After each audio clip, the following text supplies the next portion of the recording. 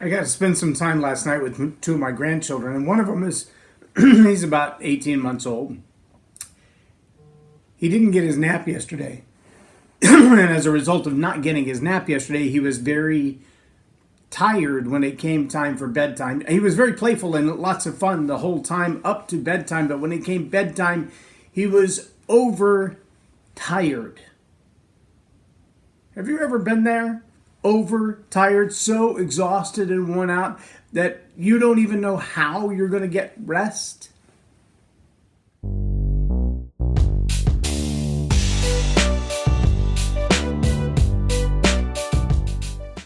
I'm J Loren Norris with Leading Leaders Podcast. Maybe you've never heard the phrase, but I remember my mother telling me all the time growing up, if you know what's good for you, and I thought it was a rhetorical question, but I always wondered, well, what if I did know what was good for me? What if that other piece of chocolate cake was what's good for me? Or what if I really did know? But of course, as I grow up, I realize that really was a rhetorical question. If you know what's good for you, you're not going to do whatever it is you have in your head because I've already figured it out and that's not a good plan.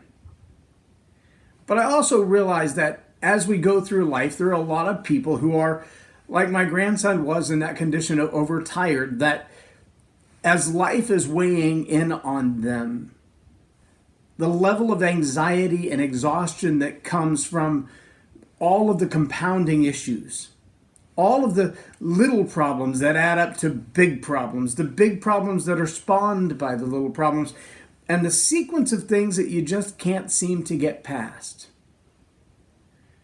That many people, rather than trying to find the way to break through that pattern, to step out from under and go, well, what is best for me? Is it to end that relationship? I need to end that relationship. I need to leave that job and find a better job. I need to give up on that habit. I need to get rid of that car because it's just good money after bad trying to fix it.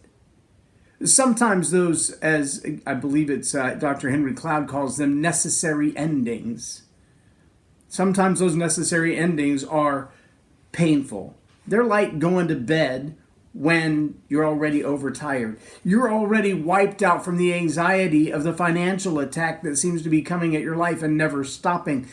But the car that you have that has so many problems, I mean, you love that old car, but it's the reason that this attack never seems to stop. It's one problem after another.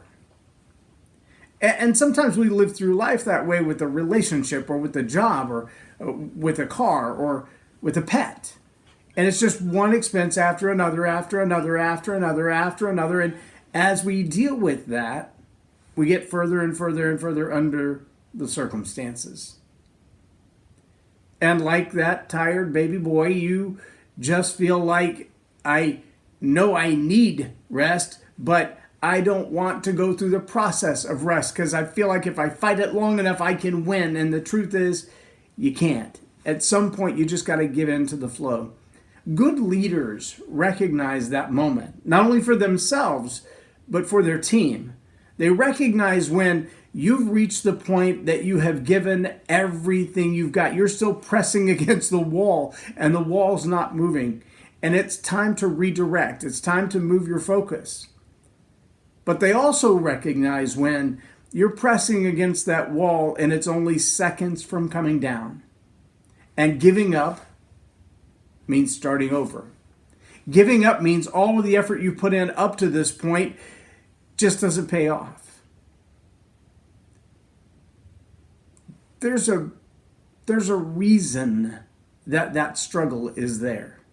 There's a reason in our life, if you know what's good for you, in the human existence, there's a reason that struggle's there. It's the same reason that butterflies are born in a cocoon.